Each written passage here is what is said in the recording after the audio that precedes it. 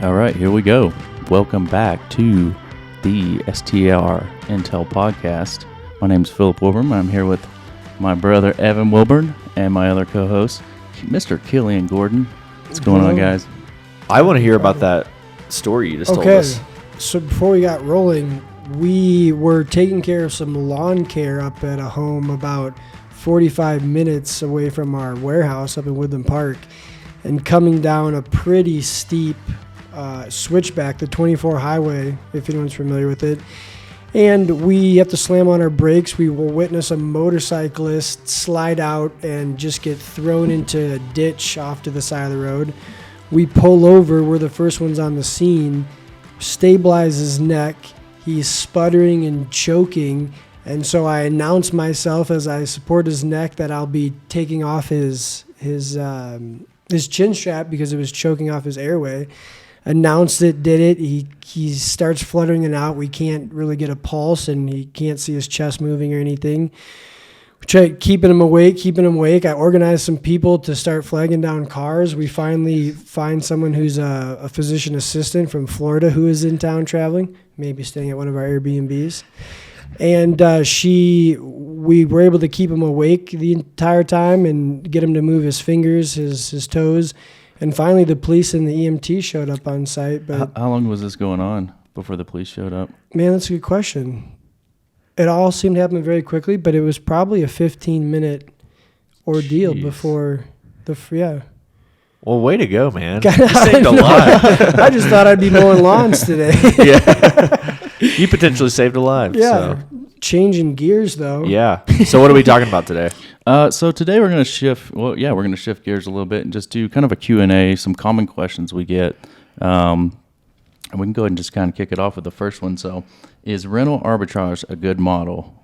So I think it can be. There's obviously pros and cons to it, and it depends on your investment strategy. But what comes to mind first with me is I think it's the traditional STRs. Just it could be more risky, and I think we saw that last year during the pandemic when there was no longer anyone traveling. So I think as long as people are traveling and staying in the home, obviously it may work very well. But I don't know. What do you guys think? I just have this thought of last year during the pandemic. It was like April or May, and I was talking to some kind of bigger companies, and there was this one that comes to mind where they were like, yeah, we've got $1 million bill due next month and we have no revenue coming in. Of money promised and payout. To rental arbitrage. We've got $1 million bill due and we're not going to be able to pay it, so we might go out of business.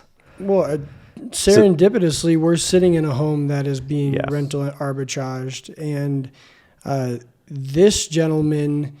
he locked himself into a pretty phenomenal. It's actually the first time I've seen it done successfully by a homeowner. He was able to find a new build, which I certainly would do it with a home that doesn't have any pre-existing issues, because that's a whole nother part you're going to have to work in the contract.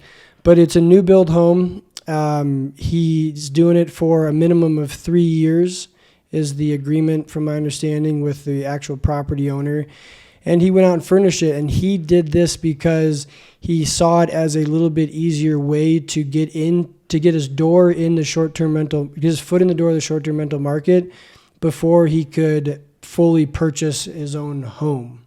Yeah, so he doesn't have the capital probably to purchase his own home, Yes. but he still wants to get into real estate. He still wants to invest in real estate. So this is a way for somebody like that to get into it. Yes. Was this his first investment property or first, you said his foot in the door, so this is his first go at it? Yes, from my understanding. Wow, he did a really good job decorating and furnishing Absolutely. it. Yeah. I'd shout out to the guidance of Craig Callion, our other business development manager. He helped set this home up with the gentleman. I bought him a bottle of whiskey, actually, for helping him out. So big risk, but big reward, I think, is the big thing with these. So you got a high bill you got to pay. You're not building wealth through an asset. So you're not you don't have the benefits of appreciation or paying your principal down on your mortgage or an appreciating asset over time. It really is only cash flow. Yeah. But you have a potential for a very big cash flow if Yes. if it's done right. So And things to consider are, where does your HOA stand on a place like this? Will they come back and retroactively write new bylaws in there? And so there's some bigger risks, and you're eliminating a couple of those ways of producing on a home that we talked about a couple episodes ago. It's simply a cash flow play. You don't have the depreciation. You don't have the mortgage being paid down, like you said. So foot in the door may be a great idea, but I would proceed with caution. Yeah, we'll say that happens. Say the HOA steps in, they pass some regulations. You can have STRs. He would still have other options, right? He could still corporate rental it out. I mean, depending on what the specifics of the laws are, but or he could long-term rental it out and at least maybe cover that monthly payment. So you have some ways out. Yep. Not all right. I'd say they work really good for luxury homes, like homes you have a very high cash flow. So you have like a 10 to 20 grand a month in the short term, but you're only paying them 3 to 5 grand. Yes. But obviously more risk there too. But, I think the difference you can make on these is a lot higher than other models, potentially. Is there any homes that you'd avoid when you're looking at signing a 2-3 year lease arbitrage model? Yeah. I mean, maintenance holes would be one. You don't want where, depending on how you structure it with that owner, I mean, I'm sure they're not going to be happy if you have constant maintenance issues. And with a short-term rental, it's like you got to maintain them to the highest level. It's not like long-term. So I would start with something like this, a new build. Don't go with something old that's going to keep breaking down on you. It needs a lot of repairs or maintenance. It's not a good idea on something like that. So, Gotcha. Next question. Sweet. What things should I consider when furnishing my Airbnb? Very big one here. It goes back to the maintenance question because a lot of the times we're deploying our maintenance resources to go like tighten furniture or replace furniture that's broken or fix stuff that should have been done during the onboarding process because they may have went a little cheaper on the furniture or they got IKEA furniture or something like that. So, or maybe some outdated appliances, a microwave, those type of things that are. There's like 3 categories you want to hit. So like functionality and longevity. So is it going to last a long time? Style. So functionality, style, and what was the third one? I'd probably put safety in there. Safety, longevity, yeah. Functionality, style, and safety. Is it going to last a long time? Is it stylish? Yes. And is it safe? Yeah. And also, the uniquer it is, it might be appealing, but also the harder that is going to be to replace. So if you go out and you buy 4 chairs, a set of 4 chairs that are very unique, if one of those chairs breaks, you might have to replace a whole other set of 4 chairs to have a match. So finding something that is also fairly easy to replace. Yeah, that's a good point. Yeah, you don't want like a couple mixed match furniture. Exactly. Yeah, I mean, you want an overall design of the home. It transitions well, but it's not going to break every 3 months. When you have all the guests coming in, you want something that's going to last. We touched on this a bit a couple episodes ago, but appealing to the largest audience possible. If you're truly jumping into this and you want to take this seriously and you want to do this well off the bat, then going and spending the time to have everything look well put together, not a picture frame from Goodwill here, not a dresser from the Ark here. These are all things that are going to create the first impression for the guest. And it just isn't a good start to go and mismatch your Airbnb just to rush it onto the market. Or just to save some money at the beginning. Yes. You're gonna end up losing money later. Yeah, every dollar you try to save up front is probably $2 or $3 you'll lose down the road in something. Reservations, refunds, reviews, whatever it may be. People showing up to houses and the furniture's just breaking on them, and yes, it goes back to safety, and it's like, don't go there. Yes. Chairs would probably be one of the biggest ones. Chairs and bed beds. frames. Yeah, bed Beds. frames. No bunk beds. Don't do bunk beds. There are actually like a lot of lawsuits going on in the industry right now. So I'm hearing a lot of short-term rental insurances are starting to dial in a little bit better on the questions they ask. And one of the things is, does the owner or the property management company provide a bunk bed waiver, releasing all liability if a guest is hurt on bunk beds. So although you might be able to maximize or squeeze in 1 or 2 extra guests, you're definitely opening yourself up for several other different headaches. It's like Step Brothers where where it collapses. But in this case, it's like real life and it actually causes real damage. So Yes. No, that's a perfect example. And that goes for beds, having amenities in the garage. It's wonderful to have a pool table, or a ping pong table, but maybe it's not the best thing to put it in the garage or potentially an unfurnished basement that leave you open to the 1 in a million safety issues. yeah, and if you go cheap on the things that guests are going to be using all the time, like what type of experience are you creating for a guest? You're starting off from a bad foot. It's From every angle. I mean, Yeah. if you're going to do it yourself, you're setting yourself up from poorly from the beginning. If you're going to turn it over to a management company and you're going to expect that management company to have it perform the best it possibly can, then you're setting everyone up for failure. I'd say leather couches over cloth couches just because Yes. they last longer. And I don't know how many times we have to shampoo Yeah. cloth couches Yeah. or whatever. That happens quite frequently. Or if you're like remodeling a place, go with luxury vinyl, Especially instead if of it's over going to carpet. be, if it's going to be pet friendly. It's going to be a little bit more expensive, but you're going to save money on carpet cleaning and all that stuff because guests do spill stuff. Absolutely. And Believe go it or through not. the home and look at it from a safety perspective too. All right, next question. What platform should I list my short-term rental on, and is Airbnb enough? Depends on the market, I guess. Are you getting plenty of bookings on Airbnb already? Airbnb can be enough. I mean, that's the one that people mostly start out with. It's either that or VRBO. I mean, I think you at least need to be on Airbnb and VRBO in HomeAway. Yeah. Yes or no to that question. If you are, I mean, I'd say if you're meeting your goals with just Airbnb, why expand even more? It certainly makes it easier to manage. Yeah, because then you have other platforms. You have to learn their policies and Sure. how they actually work. And, you just have another learning curve and more work to do. So, More risk for double bookings. you're kind of cow tied to one platform though. You would be doing well in the context of Airbnb, but could you be doing better, if you could pick up a couple? I'm pretty sure the average booking on VRBO is higher than Airbnb. Oh, yeah. Can you confirm Yeah, that? it definitely is. So, and I believe you can integrate Airbnb and VRBO now together. So you should, at the bare minimum, like you're saying, be on VRBO and Airbnb. 'Cause Yeah. they'll integrate together and they'll do some form of calendar management. Yeah, and I think you can start expanding to other platforms, but you have to start building some more infrastructure now. So like for Booking.com and Expedia and Google, like Google has a platform now that we're getting a lot of bookings from, TripAdvisor. Now you have to start building like some credit card processing, infrastructure, probably want to look fraud at detection. Probably want to look at getting a PMS system because now you have 4 or 5 different inboxes Yeah. you're checking to message guests. If you're doing it yourself, do you guys think that you could probably maximize one platform or maybe both Airbnb or VRBO at the same time?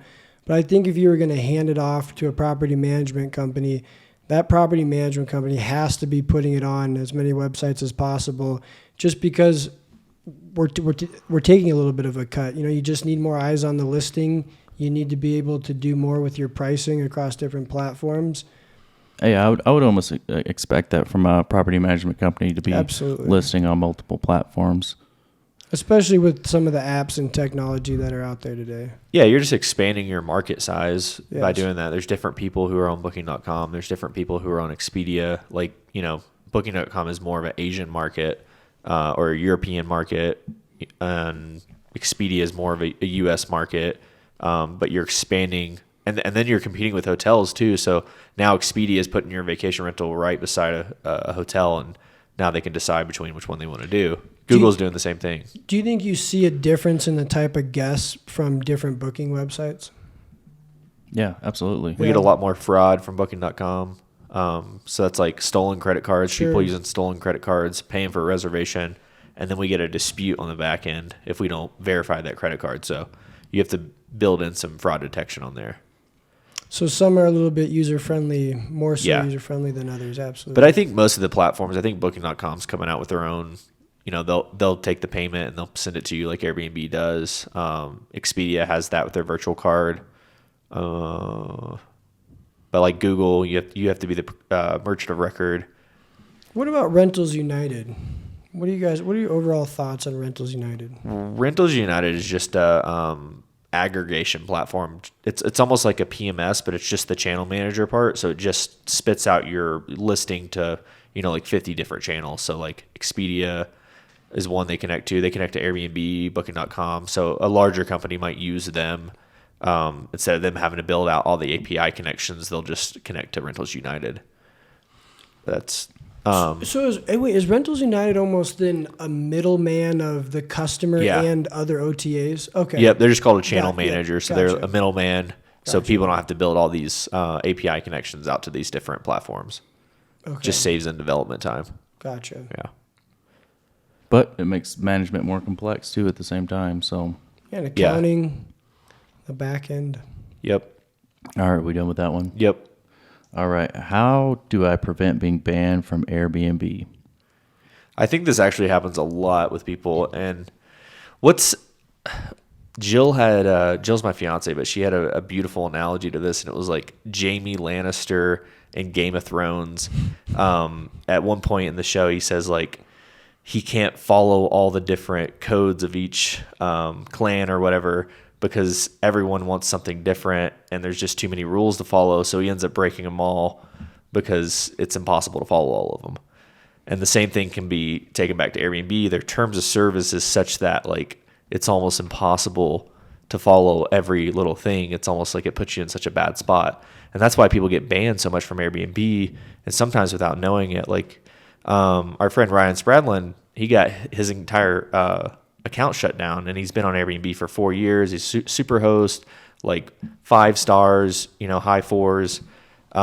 And he got completely banned, and it was just because a guest reported a camera, but the camera didn't actually exist in the unit.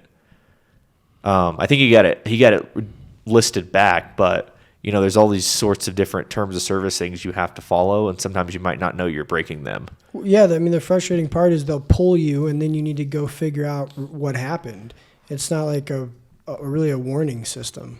Do you know how long he was down for? It was probably like a week. Yeah. I mean, still, that That could be a lot of money, though. Yeah. Yeah, right part of the year. What are some other reasons people would get banned from Airbnb? Camera was a big one. Make sure you don't have cameras on any areas of guest activity. Well, if you do have cameras, just make sure you list them in the house of rules or whatever the guest signs when they check out on Airbnb. It's just listed in there. I think they have you put wherever it's facing, what it has a view of, and then maybe the serial number Yeah. of it. Yeah. So just making sure like you have that from the forefront. And if you add one later on, you have to go back and contact every guest to let them know you added that. And they have the right to cancel at that point. But that's if you're like following it by the books. That's exactly the policy. What if I want to put a camera in my home, in the living room? Wouldn't recommend. But you're going to freak out a lot of guests. Has that ever happened? Have we ever had an owner try to put a camera up inside their home? We've had an owner that has a camera. I think he still has it, but it's basically inside the basement living room. It's a 5-bedroom house, but it just points at the back door. And he said it's for liability reasons. But that camera, I think, actually took down his listing at one point because so many guests were complaining about it. Sure. And Airbnb just did an investigation. But what are some other things? We got cameras. One thing is if you're asking guests to fill out, another thing is you don't want to be sending guests outside of Airbnb's platform, so no cross-platform marketing. So you don't want to like, hey, Airbnb guests, you just book with me. Why don't you cancel your Airbnb reservation and book with me direct? Because then you're going to save on all the service fees. Immediately banned from Airbnb if you get caught. That's probably the second biggest one after cameras. I'd say privacy. Yeah. You as an owner, are you going over there? Are you maybe infringing on the guest's privacy in any way? Are you hiding in the bushes, making sure that there's With binoculars? Yeah, there's 6 people and not 7 people. That'd be a quick way. It's just infringing on guest privacy overall. Yeah, and even going back to cameras, like you can, you have to list everything that detects decibels, sound, video, pretty much everything that's detecting something within the home. Like even the noise aware systems where it's detecting decibel levels in the home, you have to list that and let guests know you have that in the house. Which is good because it's like a preventative measure. You want to let the guests know that stuff's there because then they're less likely to disrupt the neighborhood and such. What else?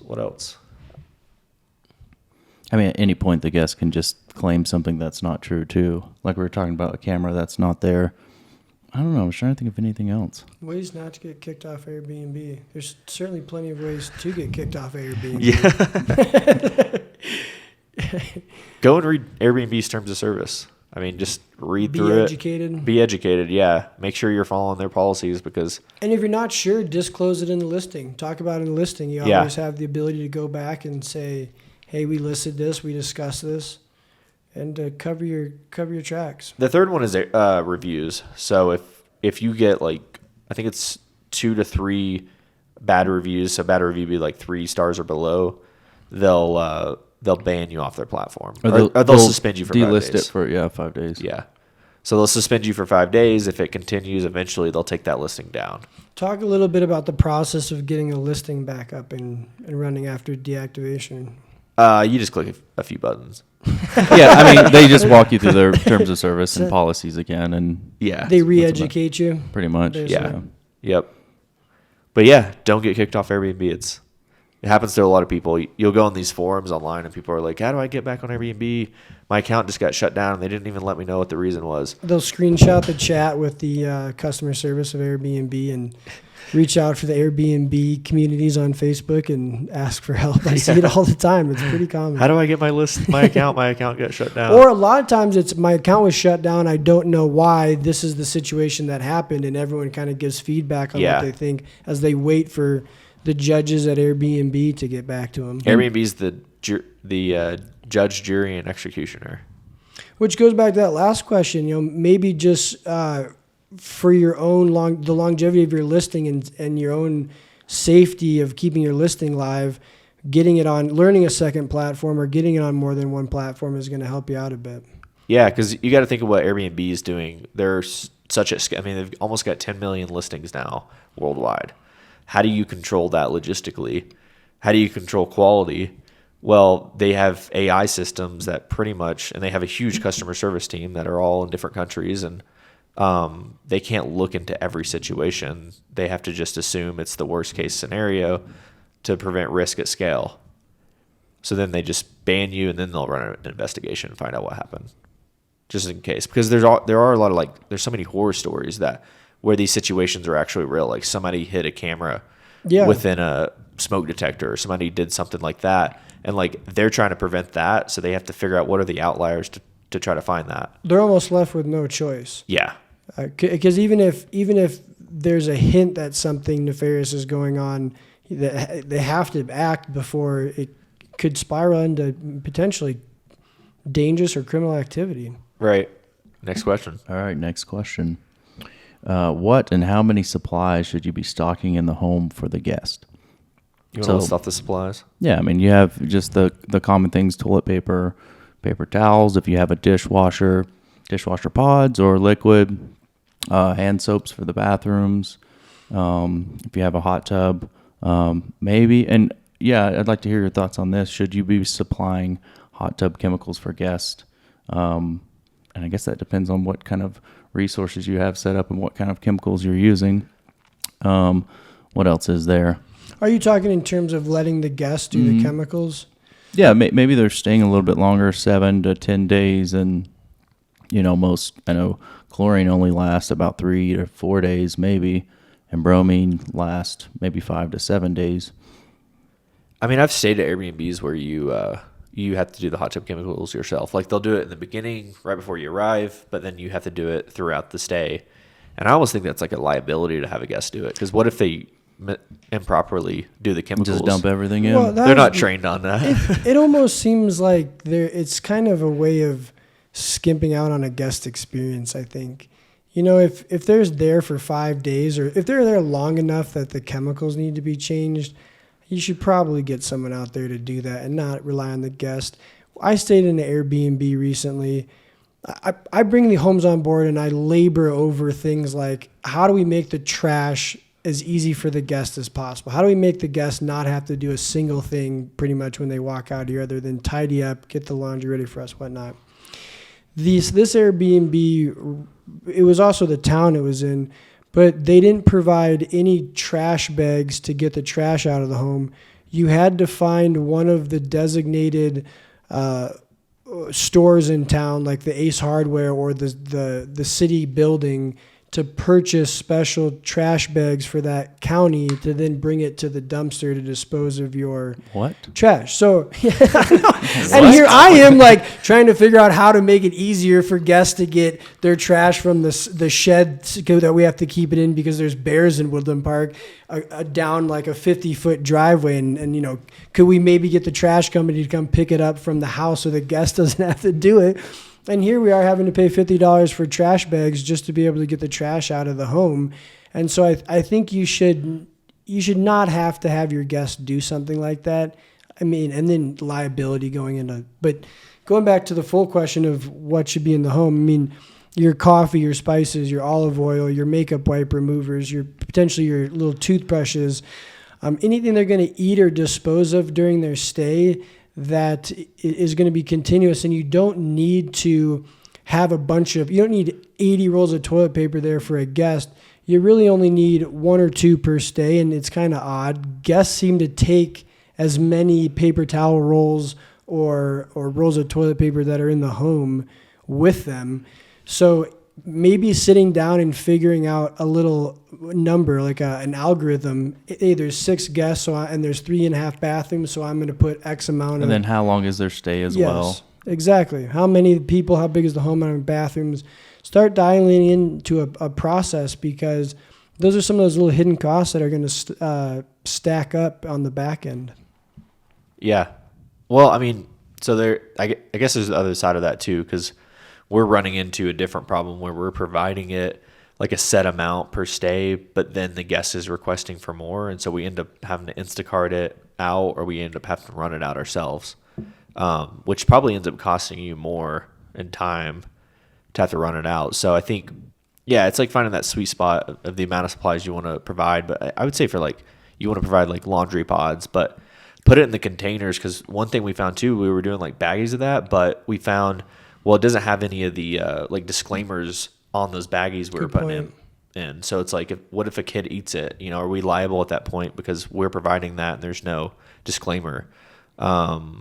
Trash bags. I mean, we're kind of moving back to providing bulk stuff because we think it provides a better guest experience. That's interesting, because I'd say maybe about 2 years ago, we were trying to dial in how do you keep guests from taking all this stuff, so that the problem has flipped. Yeah, it's how do we provide the guests enough stuff so we don't have to keep running it out to them? Or the last thing you want is your guest going out to have to go to the grocery store or find, like you're talking about, hunt down some trash bags or run out of toilet paper, God forbid. Yeah, I mean, it goes back to what you said, like you want to try to make it as easy as possible for the guests. They don't have to worry about anything. They get to go on their vacation and have an experience. Well, you bring up a really good point that I haven't considered that. When I go walk through homes of people who are already running their own Airbnbs, a lot of time things like laundry pods and dishwasher pods are just in little plastic bags, and there is no disclaimer on that. There is nothing that would say this is what this is, and almost get it. We're seeing too the guest expectations are growing way up, so that it's almost like they think we're penny pinching. Sure. For that, it's like, you provided me 4 laundry pods. Like, they're like 10 cents each, and you're just penny pinching at that point. it's like Airbnb. You're damned if you do, you're damned if you don't. Yeah, and it's like, what's the probability that, you know, out of 10,000 guests, how many of them are going to end up taking stuff? It's probably like 5 to 10%, and it's probably not enough to warrant worrying about people taking stuff at the end of the day. Is there anything that comes to mind for things that you see guests asking for a lot that typically is not provided in a home? Well, I think take it to the next step. So where we're going with this is like, how can let's look at what the guest is coming into town for. They're coming for their honeymoon, right? Somebody's coming for their honeymoon or anniversary. Let's get them like a happy anniversary card and a bottle of wine or a bottle of champagne, like that type of stuff. Like it's very personal, but you can really do it if you just are able to collect what they're coming into town for. And it's like, have your quality assurance person go do it or have your cleaner drop it off, but do those little things and that'll create a way better guest experience. Getting a lot of bad guests and parties at my home. What should I do? And I guess what dictates a bad guest, but I guess someone leaving messes or causing damage, just not taking care of the home, those type of things. Why is your home attracting bad guests, and how do you stop that from happening? Yeah. Do you have 3 futons? Do you have 3 pull-out couches? You know, are you packing your home? Exactly. Yeah. Yeah, like starts with marketing, right? So what pictures are you advertising? We come with this challenge a lot. It's like, okay, we're advertising the hot tub in the outdoor space like crazy on the front of the listing, but who's that going to attract? Exactly. Like people who want to party, right? Yeah. So it's like sometimes you have to balance marketing with guest screening in a sense. And reading through some of these Airbnb forums and communities on like Facebook, I think a lot of people are hesitant to be really strict with guests because they're afraid that their home won't get booked up as much. Like, they advertise that it's 420 friendly or that they're maybe lenient on some things. It's okay to say no smoking, no partying, no more than this amount of people, and be very firm and even say that there could even be monetary penalties associated with that. Because guess what? Guests are going to do it anyways, but you can significantly reduce the amount of people are going to be doing it by just being firm up front and being clear. And don't worry about giving up a few bookings. Those are the bookings that are giving you the most trouble anyways. You're going to spend a lot more time cleaning up those messes either way. Yeah. Exactly. Yeah, it's a balance like with the rules thing, because you can go too far with rules. I mean, that's a sure way to get tons of bad reviews if you're like basically the messaging, who the guest sees you as from your messaging is so important. Like if all you say to them is here's all the rules and don't break them or we're going to fine you. Like what type of impression does that make for them? They're automatically like, these guys they're starting their vacation in fear of breaking something or being charged something. So it's like, it is a balance. You still have to be firm, but also you're providing an experience. So, you can flip the messaging in such a way that it's nice, but firm. Absolutely. I think we talked about that a bit when we were talking about guest experience on the podcast up in Cascade. Just thinking about how you're wording the guest, or thinking about how you're wording what you need to make clear with the guest. Communication received. Other ways to prevent bad guests. So don't allow one-night bookings if you have a bigger house. Maybe even 2-night bookings if you're in a big city and like your city is known for that with Airbnbs.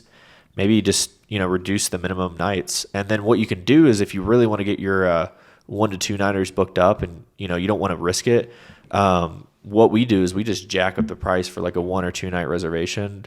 And so it reduces your risk for somebody bad booking the home basically because you've priced those people out.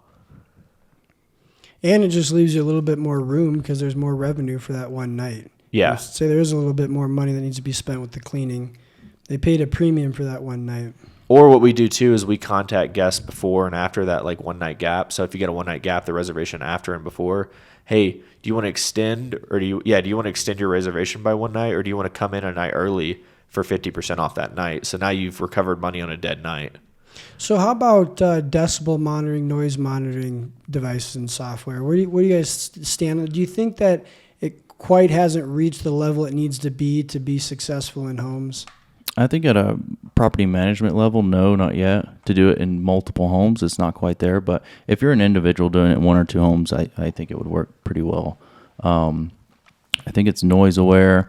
Well, yeah, it'll detect the decibel levels. You can set specific decibel levels, and it'll contact you if it reaches those levels. I think it actually gives you a phone call. It'll send you an email and a text message. Hey, you've got a party at your Airbnb. A potential party, but what you want to do is be careful there too, because it could just be they have the TV up really loud, which I think that happened at one of our homes too. We thought it was a party. They just had the TV up. Does that home still have that noise aware in there? Is that okay? Mm-hmm. Is the owner monitoring that, or we? Both. Okay. Yeah, so to alert us. I mean, those are just to prevent like catastrophic events, Yes. like big parties, people disrupting neighborhoods. In the beginning, wasn't there trouble just dialing in what threshold it needed to be at? Yeah, finding the right location to set it in, and then also the threshold. And that may be something you want to test too. Is test it out with the TV on and those type of things, and see if it's getting false positives. Yeah. And then how about Ring doorbells? We've touched on this before, but I think it comes to the size of the home too. You know, do you need noise monitoring software in a 1 or 2 bedroom home and a Ring doorbell? Probably not. Do you need it potentially in your 5 bedroom home with a hot tub? That might be more realistic. Yeah. I mean, Ring doorbells come into play when you want to verify who's coming in and out of the house. So, like, let's say something gets stolen out of the house and you don't know if it was your cleaner, the guest, or if it was just a member of your staff, or you don't know if somebody broke in. You have no idea. But if you have that Ring doorbell, we use a lock system as well. So we have a log basically of everyone who's entered the house with the lock codes and a different code for every guest and every contractor, every cleaner. And so we're able to verify who entered the home. We have a log of it, of when they used their code, so we can kind of get a timeline of events. But the Ring doorbell is like going the extra step. Now you can see what happened. Well, just sitting here thinking out loud, maybe we should have an alternative startup package that has a Ring doorbell in there and just install those on all homes. Yeah. Heck, as part of the startup package. Because they're not expensive. I think they're maybe $100, something like that. So Yeah. they're not expensive at all. Well, I think that's as much time as we have today for another episode of STR Intel. Thanks for joining us, and everyone out there listening, thanks for listening in.